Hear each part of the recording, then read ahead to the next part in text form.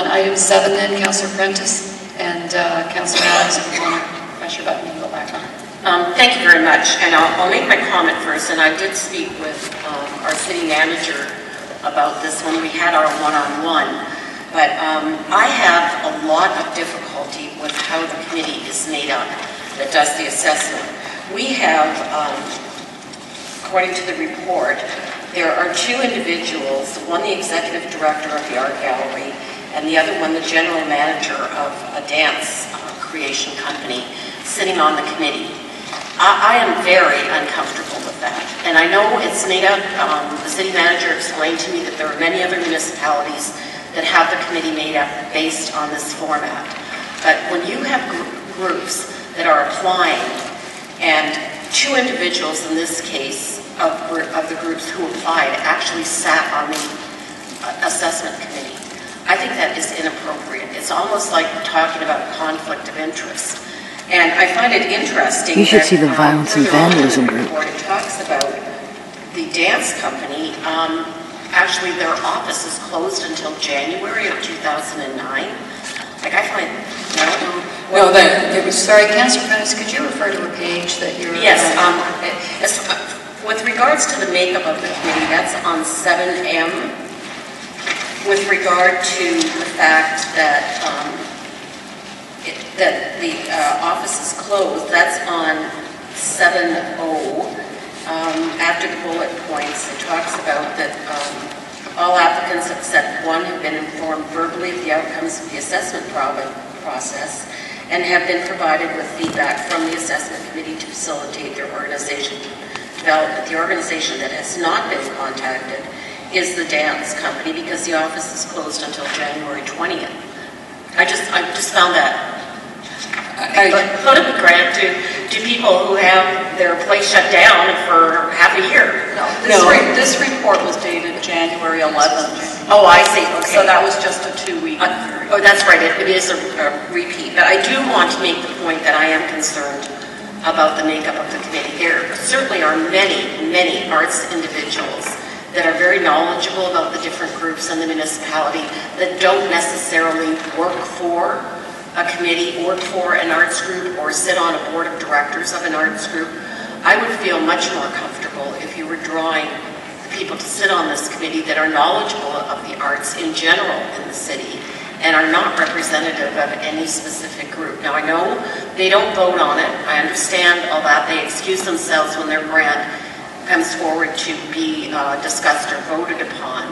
And I understand that, but the presence of the individual on the committee, I think, gives an incorrect and inappropriate message.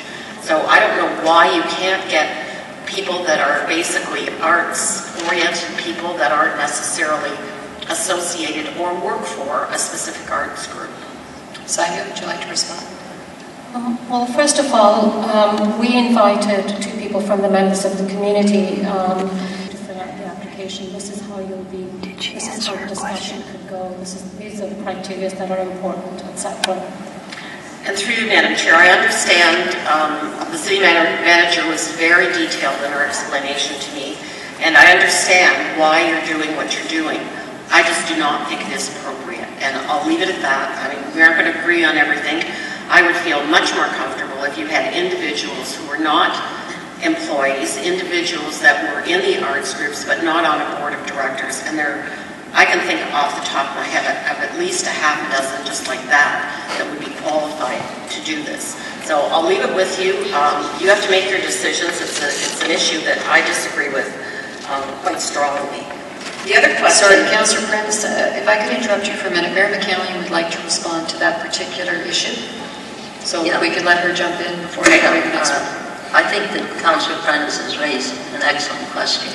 When I set up the Arts Task Force, I made a point of not having anybody on the task force that was involved directly in any organization in the arts in Mississauga to get a truly independent opinion. And we just had a situation with the Arts Council. You're aware of it, Zanu?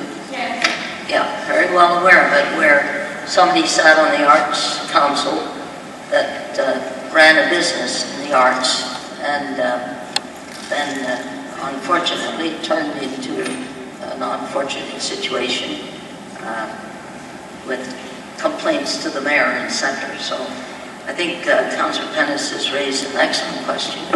I think there are people out there that should not be involved in any group that is applying for a grant. And I don't know what you can do about it, but I feel just as strongly about it as Councillor Prentice does, I have to tell you. I think it's, even if, I mean, once the person sits on the group, they get to know all the people that are on the group, and even if they declare a conflict of interest, it doesn't bode well. We've had this situation in Sanu, you're well aware of it. We can certainly review it. Of course, the other option is that we follow the model of the community corporate grant structure that just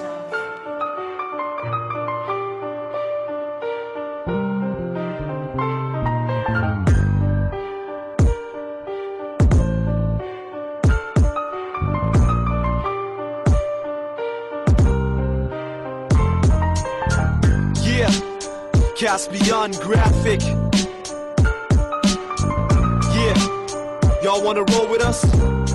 Jump in, let's go. Caspian, my lyrical bomb drops, puts politicians in figure fours and arm locks. The government, I'm sick of those on top. In the slums, there's always liquor stores and pawn shops. Graphic, my lyrical bomb drops, puts politicians in figure fours and arm locks. The government, I'm sick of those on